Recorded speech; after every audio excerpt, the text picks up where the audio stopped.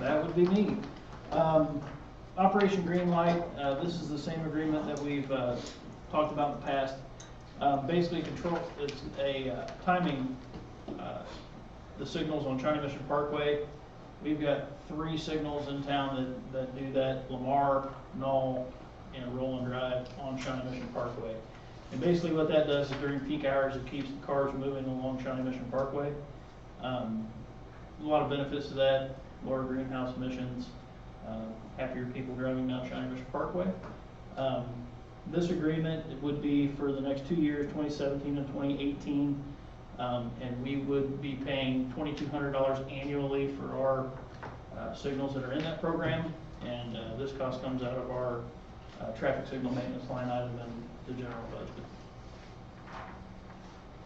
Pretty straightforward. Easy, take it, yeah. Take it. Consent? Yes. Consent. Wonderful. Who would have to do it if they didn't do it? You? I don't know. It'd be probably impossible to Yeah. do. They're the best, because it's Shawnee Mission Parkway in our city, but there are other corridors where Operation Greenlight is in effect, and so. So Fairway, Mission Woods, Shawnee. Miriam, Shawnee, basically that entire corridor is part of that Operation They Greenlight. do everything in the city too, Kansas City and everything. Yes. All right, discussion item, we've got the merger of the Tree Board and the Parks and Recreation Commission. Yep, I'll start off with this one. As you know, last month we talked about and made the revisions to the ordinances to kind of do away with the MCBB committee and look at shifting some of those responsibilities. And we were kind of looking at other opportunities to make other boards and commissions more effective, more efficient, both for the volunteers who serve on those and for the staff time that we spend in those. Martha and the mayor and I always sit down at the end of the year and look at the appointments that are up and the people who have submitted letters of interest that want to serve on various boards and commissions, and try to get those matched up. And where we have struggled, 2 places where we've kind of struggled over the last several years in keeping kind of a full complement of membership is both on the Tree Board and the Parks and Recreation Commission. The Tree Board was sitting at 5, and then you had one who essentially hadn't been there all year and we knew was going to submit a letter of resignation, so that board was down to 4. The Parks and Recreation Commission, I think we'd seen some interest, so we were able to kind of get that one beefed back up and balanced out with the ward representation. And so we started talking about, is there an opportunity, and Christy and Kathy Lockridge staff both of the Mission Tree Board and the Parks and Recreation Commission, so is there an opportunity to combine those?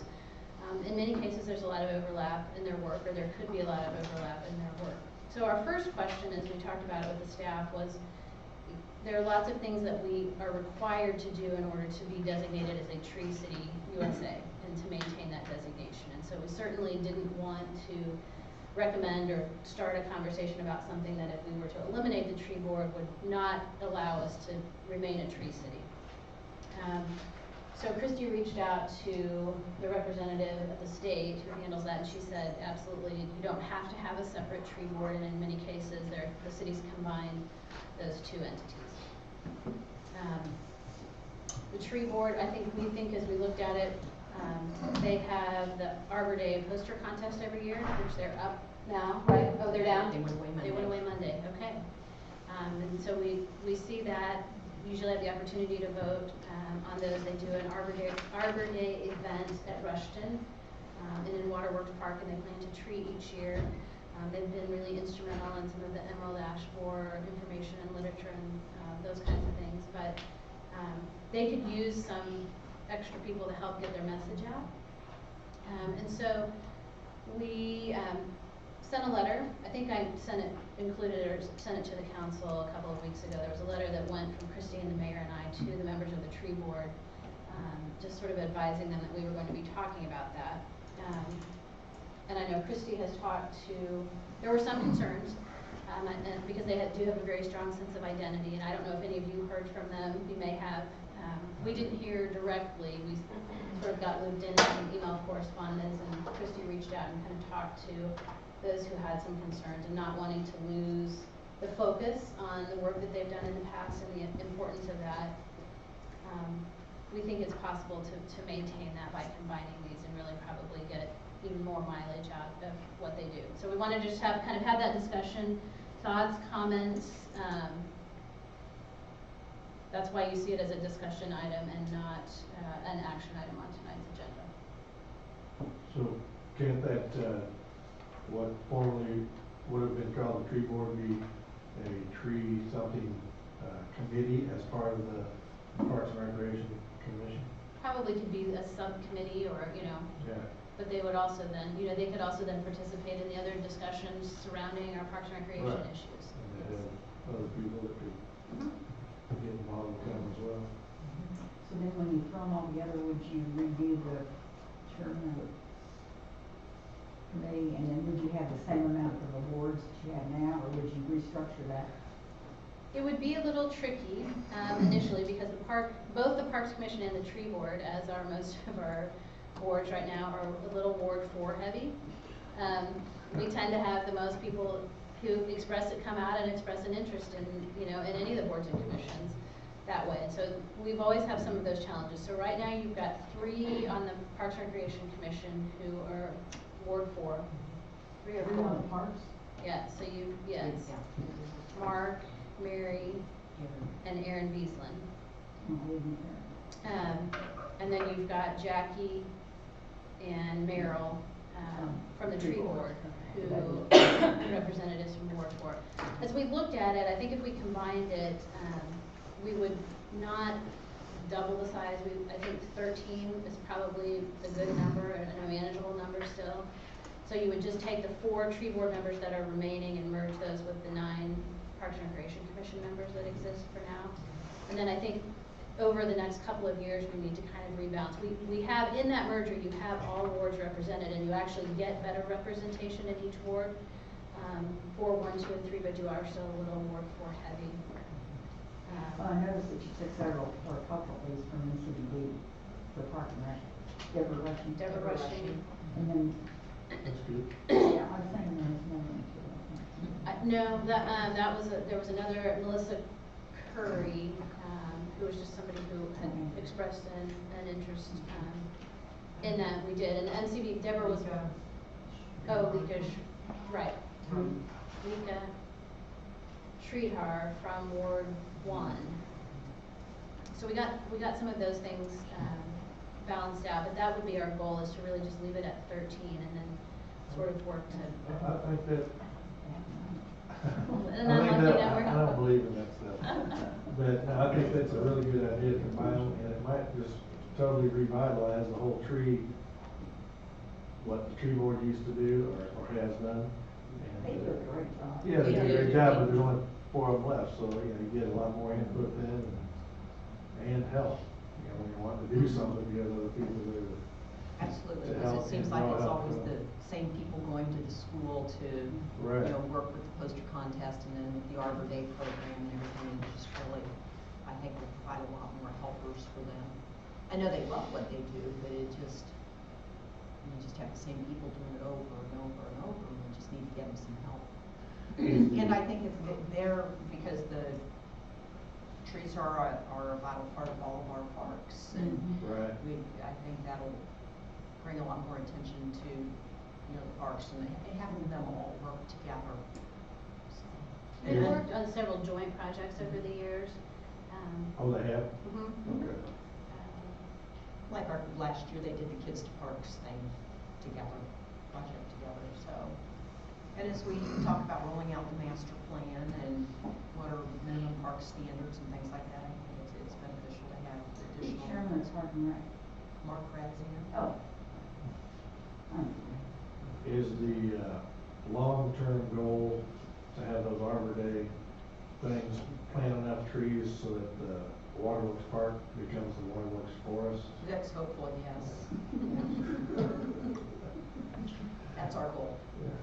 Now, you guys plant them elsewhere too, don't No, No. not for you? Arbor They're Day. all Waterworks? Arbor Day, it's always there because I the know. kids can walk down the hill. Oh, wow. I know, it's challenging, and it's Find good challenging places to put to 'em. plant them because of We're the running storage out. tanks. Yeah. We'll be over in your yard. That's okay, I actually need a new tree. You need a tree, all right. Well, if you think this is something that you would be comfortable with, we'll revise the ordinances. I think it's a great idea, what do you guys think? Too. I think it's good. And then, probably bring them together for a meeting in February unofficially, and then we would, because it will take us until March to get all the ordinances revised. Have you heard anything negative from either one of the people? on the Yeah. committee? You know, there were, the three that reached out, Karen, Merrill, and Jackie were just concerned about the monies that they came to you last year and talked about to go ahead and get this arborist hired to do an inventory and an evaluation of the trees and to make sure we continue with the, you know, we want a minimum number of trees planted every year and we want money spent on tree maintenance, and so Yeah, we reassured them that that money We're was sure we there. definitely are not interested in doing away with any of the Yeah. good programs they've got going. We want to make sure we maintain everything they are doing and have been doing, and Yeah. don't want to take away any of that. Okay, so then we'll move forward in March to revise the ordinance. The tree board gets referenced in more sections of the code than you realize, and so you'll have a lot of ordinances or the ordinance will be multiple pages, because there are lots of sections on that, but it's, yes. Okay. Okey-dokey. So next we've got the update on 2017 business improvement grant. Yes, and I'm Danielle this evening because she has been sick this week, and I told her to please stay home and not share that with the rest of us. But this again is just a discussion item. The business improvement grant is ready to roll out. We're ready to roll kind of the first round out, or maybe all of the rounds. So this just kind of recaps some of the history. It's been around since 2004. The grants are structured as a reimbursement of 50% of the cost up to a maximum of $10,000. For a building project, signs are eligible. There's a cap of $2,000 on the sign projects at this point. Since 2004, there's been $390,000 that has been awarded to businesses, benefiting more than 90 of our businesses, and that has leveraged about $1.2 million in private investment in the community. Last year we made some changes to the program, including establishing a review committee. Had a member of the planning commission, a member of the business community, as well as staff to kind of look at those applications. No, we're not proposing any changes to the program for 2017. And you all included $35,000 in funds in the 2017 budget. Last year I think there were 27 and we spent about 25 of that. So we tend to spend just about everything that's made available. So I know I hate to talk about Yeah, you might Sorry, talk Shawnee about was that. supposed to be pole signs. Is there any way to up those, that $2,000? I think I would recommend a couple of things. I think we could either do that, or you could create a separate program. And I'll just kind of give you, I was going to do it later, but we had the joint work session with the planning commission. And then I stayed for the planning commission meeting afterward. It looked at, the planning commission, as we knew from their first meeting, was not particularly supportive or leaning toward a specific amortization date for pole signs. They felt like the way the code was written currently, that just sort of allowed them to go away over time, was really probably pretty adequate and didn't present that sort of undue hardship. So unless something changes dramatically, they've asked us to write the recommendation to, really the only changes we would make to the pole sign ordinance currently would be to eliminate the exemption that was put in place in 2009 for the 5 or 6 signs over around Johnson Drive and Metcalf, so that everybody with a pole sign gets back on an equal level playing field. And they are interested in a conversation or language that could be added to the definition of maintenance that would allow for situations like Mission Bank, where it is a corporate name change, that would allow Mission Bank to reface and redo those signs without having to take them down and replace them with something different. So they, as with respect to pole signs, it's when one business goes dark and another business comes in, that kind of is the defining point for when a pole sign would need to come down. So that's kind of the direction that they are headed with pole signs. I know that you all had talked several months ago about, you know, would we want to create a program to incentivize a faster replacement of pole signs. I think that's still an option that we can talk about, and we could either up the amount that's available as part of the regular business improvement grant program for signage, or we could talk about adding to that and seeing who might be willing to take advantage of that. Yeah, so create a deal with the pole signs that if you wanted to go ahead and remove your pole sign and slap up a Yeah, replace it with money sign, or something. we'll match it up to $5,000 or something, your cost for that, Right. which would be a pretty good incentive. Mhm.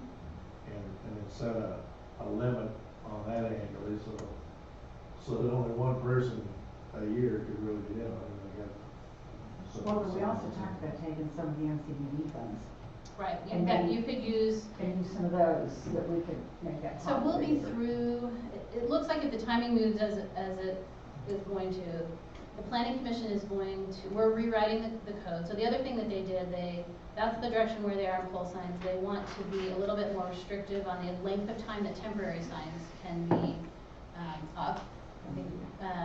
And then they were supportive of expanding the ability to have window signage in every zoning district throughout the city as opposed to just the downtown district, and increasing the size of that from 10% to 50%. So that's kind of the one recommendation that came out of our committee that went to them that held pretty consistently. So we are revising the code currently, which will go back to them at their February meeting, and I assume they will be ready to act on that at their February meeting. The timing of their February meeting doesn't allow us to put it on your March agenda and let it go through committee, because there's a 2-day window between their Monday meeting and your Wednesday meeting, the way the dates fall at the end of February and March. So you wouldn't be considering the zoning code changes until April, which is about the same time we're going to be getting the audited financial numbers back, which is when we said we talk about the funds that are left in NCDD and how those might be spent. So I think they'll line up pretty nicely with that. But we can certainly, if you're still interested in that, we can spend some time kind of putting together maybe some sample guidelines for a program, so we're ready to consider that. Yeah, I think that would be a fair thing.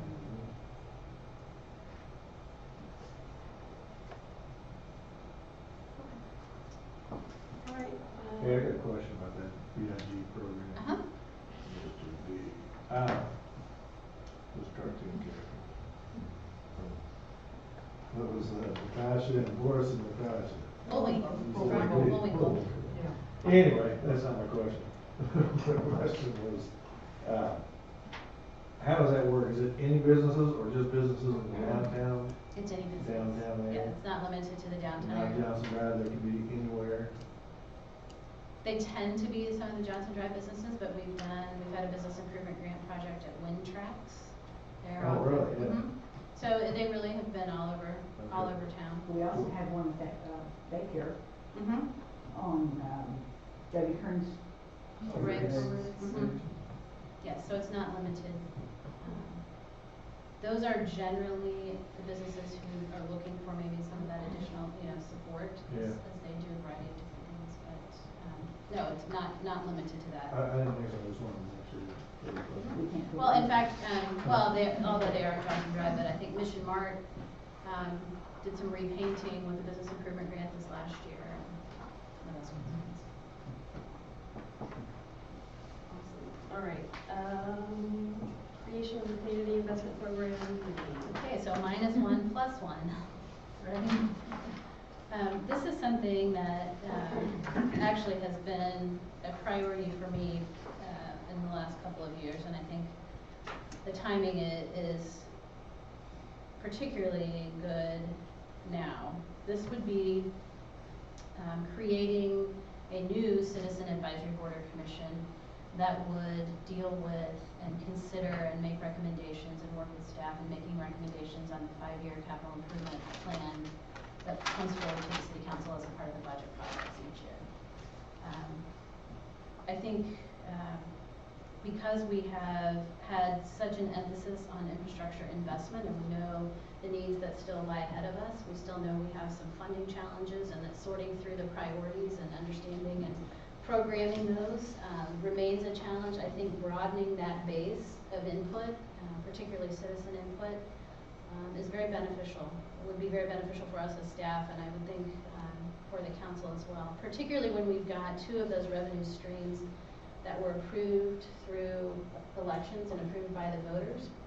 And before we know it, we're going to be out there potentially asking for renewal of those sales taxes for streets and parks and recreation. And I think having a group of folks that can see where we've been and how we've used that money and what the needs are and how we would intend to use that money going forward could be an important voice in the community as we make those decisions in the future. Would propose that we would, the membership would be a little bit unique than some of our others, and this is, I'm stealing from my experience in a former life, but you would have representation from the Planning Commission, from the Parks and Recreation Commission, and from the Sustainability Commission, because they all do work that touches that capital improvement plan. Specifically, the Planning Commission each year adopts a resolution in support of or finding the CIP in conformance with the comprehensive plan. And so that would give you a membership of 5, and then you would have 1 member appointed from each ward for 4 additional members, and then 1 member appointed from the business community, and that could be a non-resident. And that's consistent with how we've structured some of our other boards and commissions, but I think provides an important voice through this process. So we've really, as an organization, formalized our process for development of the CIP since about 2013. We did one back in 2007, and then it sort of fell off the radar screen. And then as we got, whether it was the transportation utility fee or the street sales tax or the parks and recreation sales tax, or the increases that we've had in the stormwater utility fee, we really started pulling those back together and creating that CIP that you've seen since 2013 in the budget process. We've also been working over the last several months internally. We've created an internal staff CIP committee, and we're meeting twice a month, all year long, to talk about project management, project prioritization, project budgeting, creating some standardized budget forms, some tracking forms, some project forms, as well as kind of creating this list of everything we can think of that might be out there on the horizon in the next, 10 or 15 years.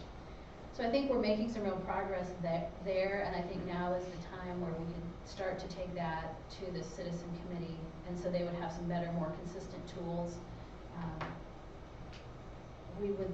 Do you see this committee meeting all year, or just 6 months a year? Or? I think all year, and I think it's important to just, because we really, if you think about how we have to approach it internally, we're really programming and talking about capital projects all year long. This is a group who, we've done some bus tours with the council where we've gone out and looked at street projects or stormwater projects. This is a group who I think we would do something similar with, so they have, some idea. We've, in Gladstone, which was a long time ago, but the council there actually used this CIP committee. So if a citizen had a project that they wanted to bring forward, the citizen usually came first to the capital improvement committee and presented that. And then that kind of got worked into the 5-year plan. They always had the option of coming to talk to the council, but that helped keep the citizen group kind of plugged into what you all might be hearing from residents, and how, those other, so it could be anything from the smaller maintenance projects to the big, larger scale projects that we have.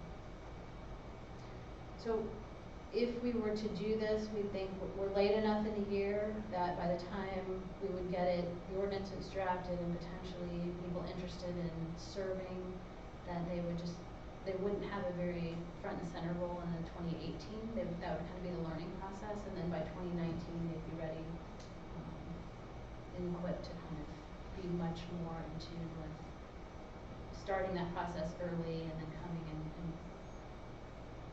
the program, the 5-year program that you see now would be then developed sort of jointly with that committee and staff, and then it would come forward to the council. Sounds good. Another night each month, you'd have to have a meeting. You know, but I think this is time well spent. Yeah, but it'll help you. I think it'll help all of us. I think it will help all of us, Well, absolutely. Yeah, it'll help you guys, Might get be that put better together on so. Monday. If we would do the early morning meetings, but Exactly. we wouldn't have to. We actually started meeting as a staff, department heads and all this kind of CIP to kind of start pulling information together. I personally have found that very beneficial, just Really? sitting in on those meetings, yeah, and having discussions citywide that before we haven't had, so Yeah. I can see it being very helpful. When I first got here, I mean, when we were planning projects, you had me and Martin and Justin and Leslie for a time, and unfortunately, I kind of look around now and it's just kind of me with a lot of that stuff, and I think it's good for all of us to be able to bounce ideas off each other, and Yeah. you know, I feel like I'm wired one way, but if I sit in a meeting and talk about it out loud, then you know, it kind of gives me a different aspect on a lot of those things, so. Well, our internal committee has all of our departments, so the police department is represented as well. Emily participates in that, so we've got, you know, there's the money, the communication, the public safety, the hard kind of infrastructure, you know, pieces that come through Parks and Recreation. So I think it's really helped us change that conversation over the last several months, and I think it's moving in the right direction. Well, yeah, I've got my support there. I think it makes sense.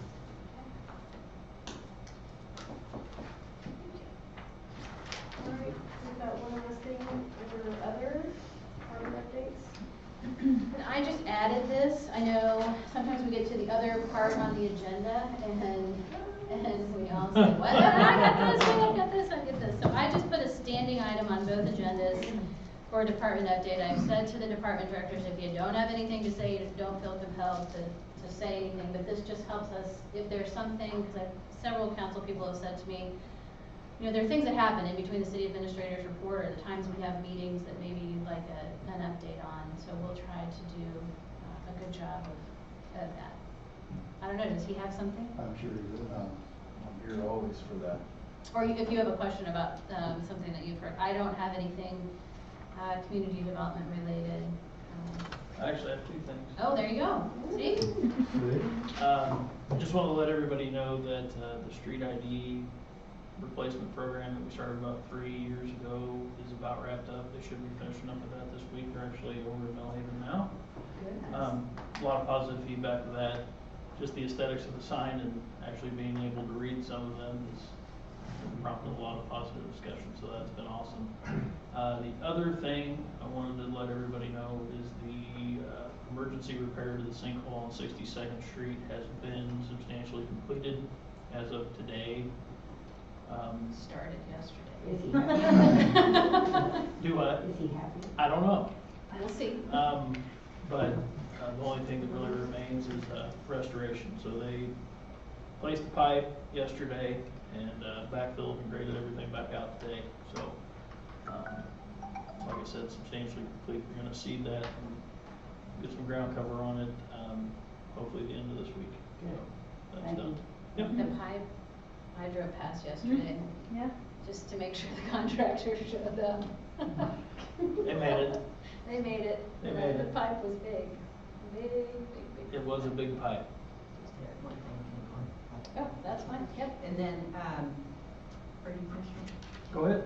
Yeah, and I just wanted to let everyone know that Kathy and I have been meeting with the art teacher from Rushton, and they no longer do the student art show down at Rushton anymore, and this art teacher is just over the top very excited and out there and really wants to be able to display the children's artwork. So we are going to do a Rushton art show at the community center. And their art will be displayed the last 2 weeks of last 2 weeks of April and the first week of May. So that Friday night we will have a little kickoff and make sure. Fantastic. Is that our only elementary school? Well, it is not. Highlands is, you know, but what we're working with this teacher, and I don't want to say too much, but she knows that she would like that so many people come into our community. And she would like to get it a little bit more northeast district wide, where maybe we take Rushton, Highlands, Santa Fe, Westwood View. Westwood View, and we're working on talking about this for next year, where each month we would take a different grade and say, like, this is kindergarten month, then this is first grade month, and so you would have pictures from all of those schools hanging during We that could even month.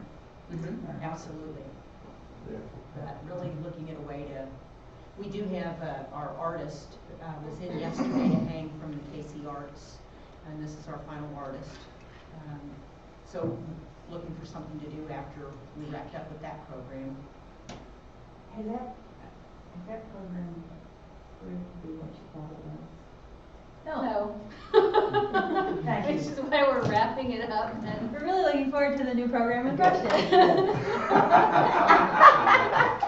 I guess that said it all, right? Oh, yes. Yeah. I was going to say, I know. I was gonna say, you know, it hasn't been half bad. But it hasn't been I mean, because we've had some With all the sales. artists out there, you would think, we should have some beautiful stuff. And This is not striking us quite the way we thought. yeah. But we have had some sales and, you know, we have had some happy artists leaving the community center, so, no harm, no foul, but we're moving on.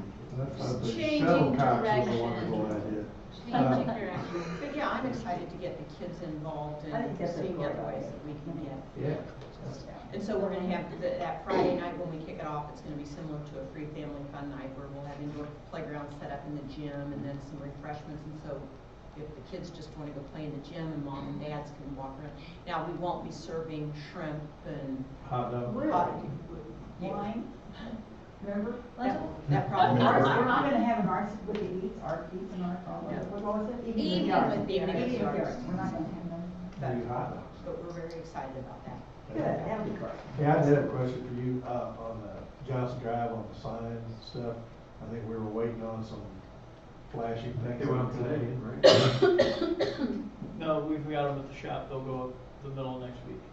Okay, cool. We just received them, so we've got the electricians The signed other up. thing is, I don't remember where I was driving, but I was driving down the street similar to Johnson Drive, so it had a lot of crosswalks. And at every one, they had this thing out in the street, like, I know you've seen a yellow deal, and has a stop sign on it, says, stop for pedestrians, but it really does kind of get your attention as you're. It also gets the attention of car bumpers. Oh, yeah, I saw a few of the few of Yeah, the signs that had been, They were actually up there in the previous iteration of Johnson Drive, and didn't like that. they, actually watched the police car run one over one time. Hey, I'm right Way to here. name names, John. John, thanks. Good city sign, another city. We'll keep the names out of it. So, all right, cool. There is actually one up at, on 52nd Street in front of Rushton, for their crosswalk. That's been gone over at one time. And we ended up taking it out too, because the problem was is the cars turning out of the driveway would wipe it out. And, you know, there's not really a good place to put them. Okay. And I should have a separate little lane just for those signs. Yeah, because I mean, like in the previous iteration of Johnson Drive, they were right on like the center yellow, Yeah, and they're gonna get whacked. they tended to get whacked, and you know, I don't know, it just, whatever area it was, I was driving through, I thought, if you do get your attention. Yeah, but I did notice a few of them had been, yeah, they take a beating, yeah. and yeah. So is Johnson Drive, are people slowing down? Well, that's a Deal? perfect segue into my reason I'm here, so, Yep. awesome, no, good job. Wait, So- hold on, 'cause you're not on this You're agenda, we're gonna have to Oh. officially close this meeting and open the next Oh. one. You're here to protect us. That's right. Sorry. Quiet. So, is there anything else? We will get to that. Yeah, we'll get to your. Okay. It's on the next agenda. So Nick, Ron's not here this evening, so Nick is chairing the finance and So we'll admin committee. open up a little early. Ron, as you guys know, is out. It's his last day of work. Wow. Wow. He had some other things tonight to take care of, I think. Yeah, you weren't invited. Yeah, we Yeah, right. Yes. So anyway, we'll open up. We've got 2 action items tonight. The first one on the list is the pre-development agreement with Dial Development. So Laura. Yes, so back at your December meeting, you had the folks with Dial Development here to kind of present to you on their proposed senior living facility at 5665 Fox Ridge, which is the former JCPenney Call Center. They are proposing to construct a 141 senior living facility that includes independent living, assisted living, and then transition to memory care as well. So council indicated that the project they were at least interested in pursuing and continuing to talk about. So we moved forward. The developer at that time said that they would be asking for assistance in the form of TIF from the city. So when we have that situation, typically what we do is we enter into a pre-development agreement, designates the developer as the developer of record for a specified period of time, and then essentially helps cover the cost of the analysis that we'll do as we go through that process. So this first item is the pre-development agreement with Dial Development. They're designated as the developer of record for 4 months or 120 days. That was really tied to the fact that, as they mentioned, they're in their due diligence period until June 1st. That can be extended if we need to do that as the process moves forward. Again, doesn't commit the city to anything, but just kind of lays out the obligations and expectations of the parties as we go through this process. I will tell you, Kurt Peterson with Pulsinelli, who is representing the developer, is here this evening. I know Kurt can answer any questions you might have, but they submitted to us last Friday a signed copy of the pre-development agreement with their $10,000 deposit check. So I think from their perspective, they're ready, ready to go with that.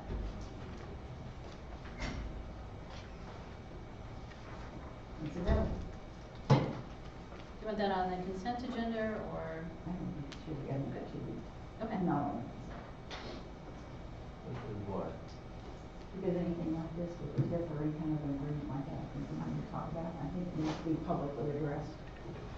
Yeah, I mean, I think it's probably important to talk about it and bring up that we're not committing to any incentives as part of this or anything. It's more of, we're gonna agree to look into it and work with that developer. This doesn't commit us to anything. No, it does not commit you to anything. It's just kind of an information, Tom, for the group in the audience, if anybody comes to hear about it, at least they know what we're doing, we're on the right path. All right, so the next one is a resolution establishing a public hearing on the redevelopment district with Dow Development on that project. Yes. So the first step is that the developer makes application for consideration of the TIF. Friday, along with their signed pre-development agreement, they submitted their TIF application for consideration of creation of the redevelopment district. So there's not an underlying district that exists on this site now, so we have to start through that process. The first step in that process is that you actually have to pass a resolution that calls a public hearing, at which time you will take comment and discuss and consider the creation of that redevelopment district or the underlying TIF district. The creation of the district sets the base year, basically freezes the base year of the property taxes, and creates that base from which the increment would be calculated going forward.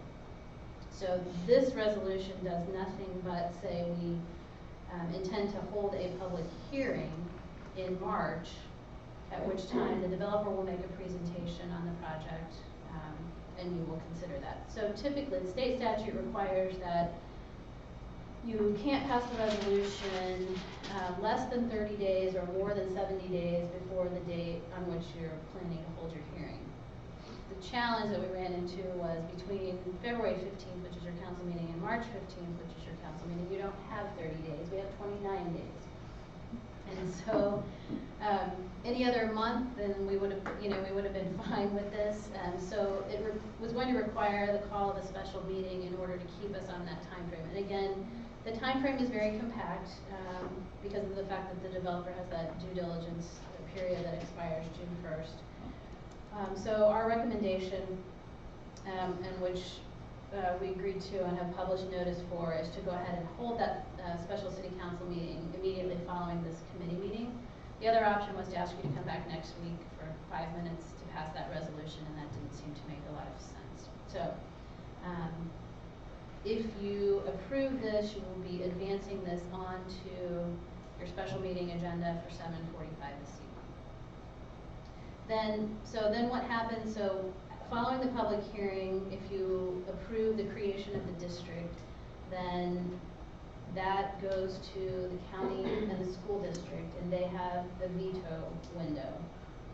And so we then will wait for the county and the school district to determine whether or not they have any objections to the project. And then we start into the specific, or generally we'll be doing work simultaneous with the submission of a TIF project plan. And so you may remember that in the case of the Gateway project, the district was established back in 2005. So what we've looked at over the past several years is a project plan. So this will take a similar step. This is just the steps that have to happen to actually create the redevelopment district first. But you always give us a printout of all the steps and dates. Yes. So you don't have to memorize it. No, you won't. So we will give you, we're still sort of firming up dates on that, and then they will be submitting on the planning and zoning side too, so kind of going through the parallel tracks as we talk about a final development agreement. Is it supposed to be a blighted area when you do a TIF district? Well, there are several triggers or ways that you can trigger the TIF district. Blight is one of those. In this case, phase doesn't have to be. In this case, I think we've submitted as a conservation area, which is dictated by the age of the structure or the building there. Okay. So you don't have to make that finding of blight. Is there any more about possibly including 56 in the Metcalf area as part of that district, or? I think yes. I mean, I think we still are thinking about how do we make that happen. So typically when you do this, what's the earliest you can put a shovel in the ground? If everything goes well as planned? Is it 6 months? Is it? Well, in this case, and correct me if I'm wrong, but I believe that the developer, if the financing is approved by the city, then the developer will go through a process of applying for a HUD loan, which is kind of step 2 in this process. This is a little bit unique, and the timing of that puts them out in the summer of 18, right? Before the construction of this. Is it like somewhere with Rancho? No, it's not A whole different a whole different situation. This is not Federal thing. tax, these are not housing tax credits. This is, and I don't know, you may be able to speak to that a little bit more if you don't mind. Sure, of course, and I can, whoever's appropriate. Can you hear me? Yes, please. Yeah, when everybody, most of us, when we hear HUD, we think subsidized or something like that. So at 100%, HUD here is simply, it's a financing program that favors senior housing like this because it's a federal policy that we need more federal housing. So it's absolutely market rate. Okay. No, that's cool. But that adds some time between approval of the project and when construction would actually start. Right. So summer of 18, assuming everything sort of falls in line as they would anticipate it. And then it takes about 20, if you're thinking like me, the next question I asked them about how long it takes 20 to 22 months to build. Okay. So you were at 20.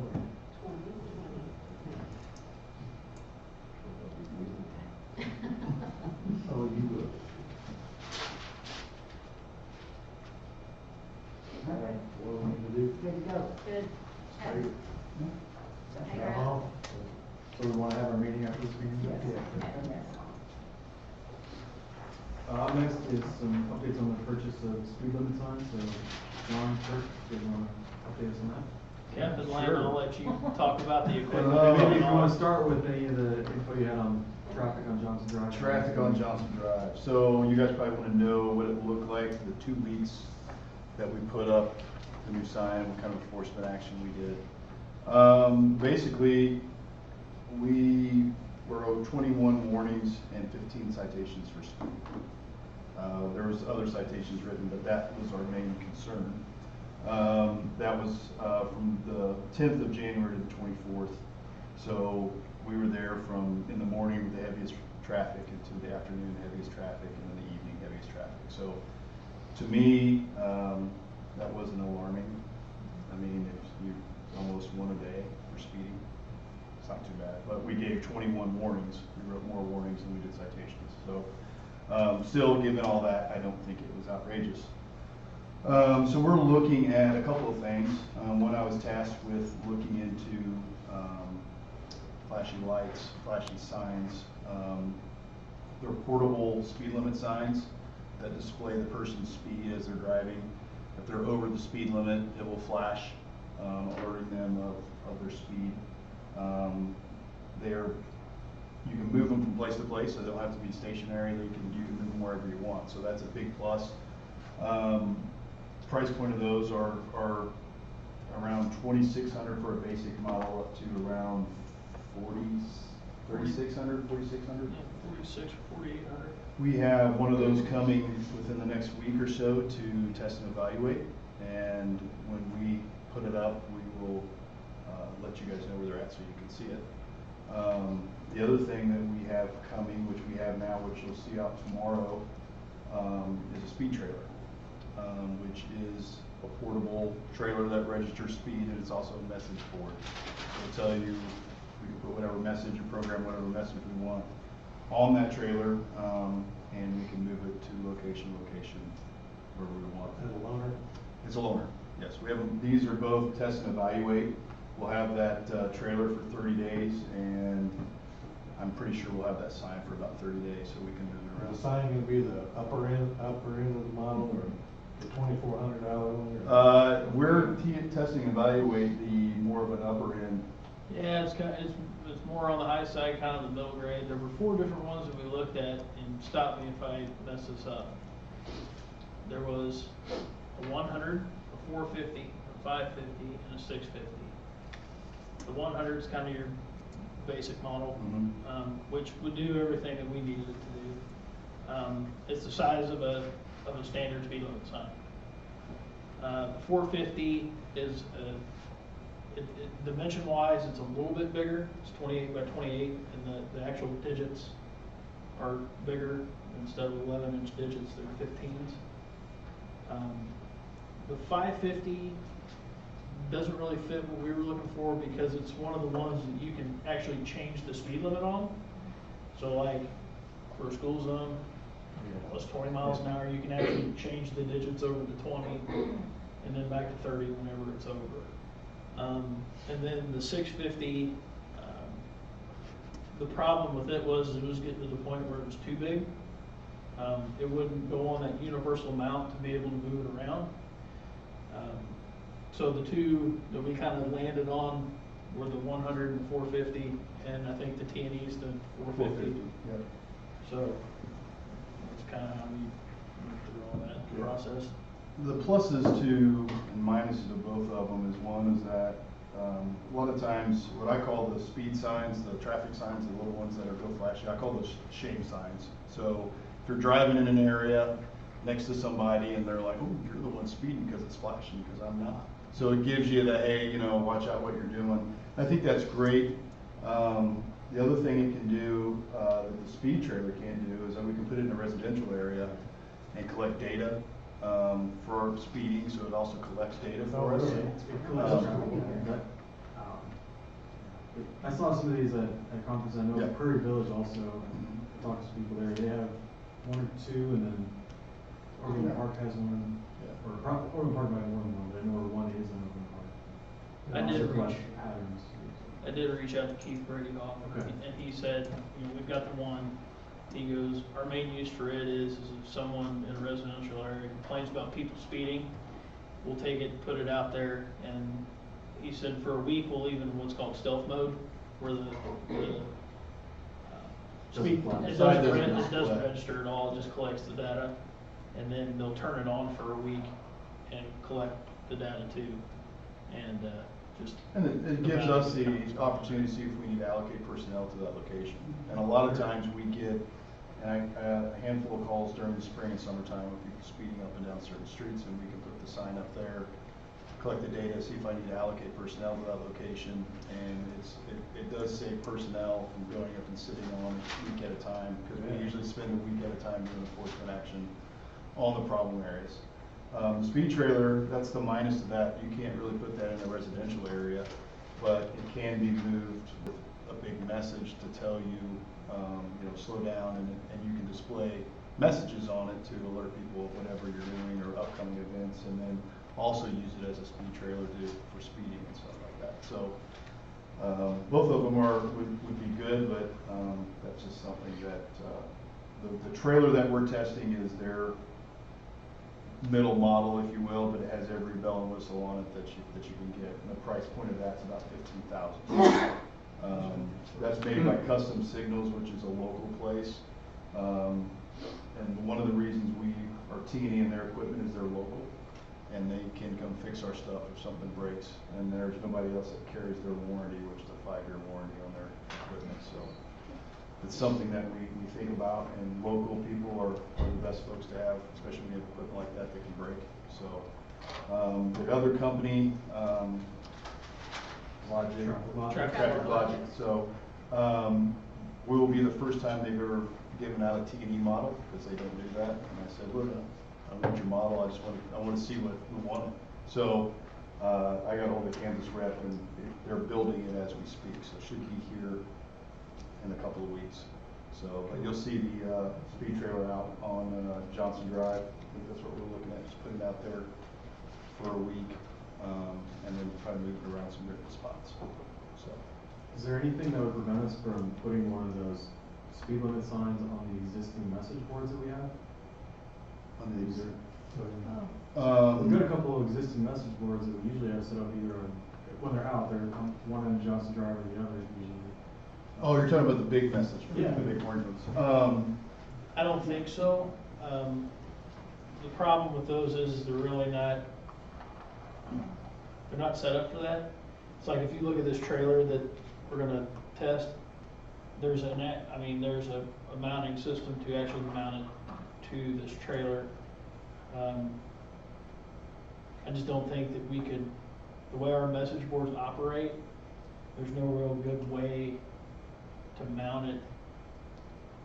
And this is probably half the size of those big message boards. So it's not as big, and it's easier to put in certain locations than would be the larger ones. But I don't think there's a mounting spot you could put on that. On the No, it's big kind of a ones. post, and they raise the lower hydraulically on that square post. I think it's great that we can evaluate what's gonna work. I think those speed limit signs for the cost of 3 or 4 of those, is about what you're looking at for the trailers, so there's that. But we did just spend almost 16 grand on crosswalk lighting, not even any kind of signs or any data collection or anything. So it seems like a really great investment in looking to. Where, do you know where you're gonna put the sign yet? Have you We decided? do not, John and I were talking, but we haven't decided where we'll put the sign at yet. I mean, I would recommend in a residential area, someplace to start off with, just to, I mean, maybe you can even do Fox Ridge or Lamar or something like that, just to the main thoroughfare, but, it's a residential type of sign. It's just not made for, and it's gonna catch one-way traffic, so it's not getting both sides. And it's not something that's, as we said too, on both of them, we can't use those to do enforcement action. They're not made for that. But I think people get the awareness too when they drive by and it flashes out. Yes, yeah. You just get the perception that maybe the area is being controlled more closely or something. Yeah, sure. To your point about, flashes. yeah, Yeah. well, I had one time, just once. To your point, I think also with some of the traffic data collection, that might help make some decisions. If we need to It would help us out a lot. Put some personnel out in the area for one. And it's a good PR tool. It's good to have out when folks are complaining about something that doesn't take us a lot of time to go set it up, get it out there, and folks see something's done right away. Yeah, yeah. What's you all sense over the last couple of weeks with the speed limit? Can you tell a difference? Do you feel like the traffic is moving at a different pace down Johnson Drive, or have you driven it to see? It seems a little better. I drive every day on Johnson Drive. And it seems a little better. I haven't noticed a huge difference. I think once it gets nicer out and I'm walking around more, is hopefully we're all. And you'll notice it. Yeah. Okay. I don't think things have been any worse. And I definitely haven't heard a bunch of complaints from people or anything like that. So, Not even from your 21 warnings and 15 citations, so that's Right. good. but how many would we normally write during that same time period? Is it that much different? Maybe a few No, extra, but- no. I mean, in all, we were down there for 2 weeks, and there was quite a few citations written, but no more than anything else. We stopped a total of 96 cars in that 2-week time frame, but we were specifically focusing on it for 2-hour blocks at a time. We just didn't spend there all day. We just go back and touch and go. So, but it wasn't significant enough for us to raise an eyebrow that, oh, we're gonna have a huge problem. Was there any kind of extra weight to either eastbound or westbound traffic as far as getting them stopped? No, it's about Speed's equal. the same either way. Yep, doesn't matter which way. We just catch them whatever way they're coming. Just curious. Thanks. Move on. Alright, so, before here's the review of 2018 budget process and calendar. And Brian's not here. Brian is at the committee meeting in the city of Overland Park this evening.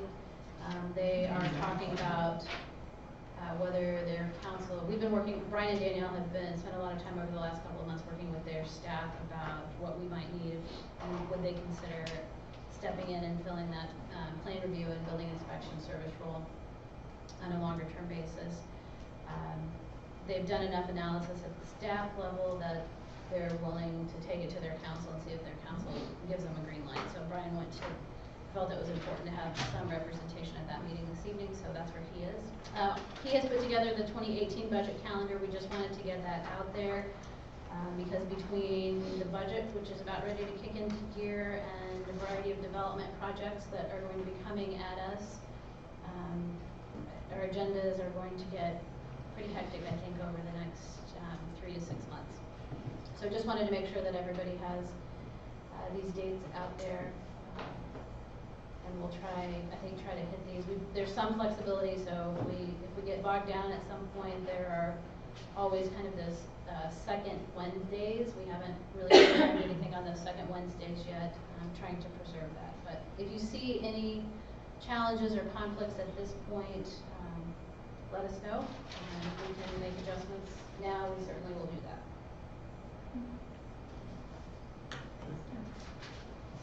Last one is just any other department updates. I don't think so. We can go ahead and close this and open up our. Well, we have to hang around, Yeah, actually. we- So everybody else can break. That's right. You can use the restroom.